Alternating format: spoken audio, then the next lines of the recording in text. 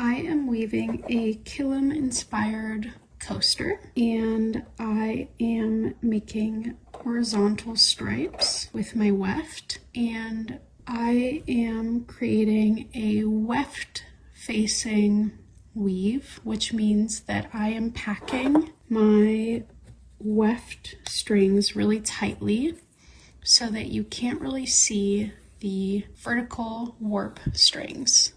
So typically a weave would be looser and look more like this. This is using the same thickness of string.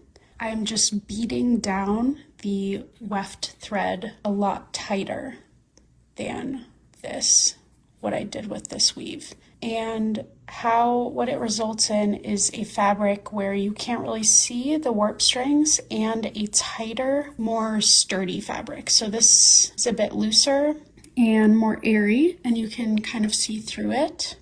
Also, that's a product of using really small strings. I'm using basically cotton thread.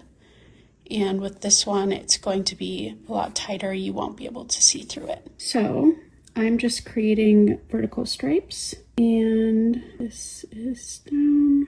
So I actually need to, I'm using this 3D printed pocket loom that was designed by Stephanie Servi. I tend to pull in my edges a little too tightly when I weave, which has resulted in the strings kind of coming out of the heddle because they want to pull in.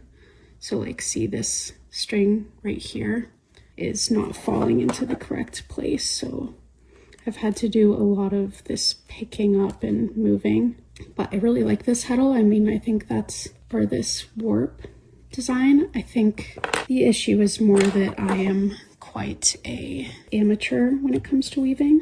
And then I just beat this down pretty tightly and see how that wants to come in. And it's getting worse as I get higher up.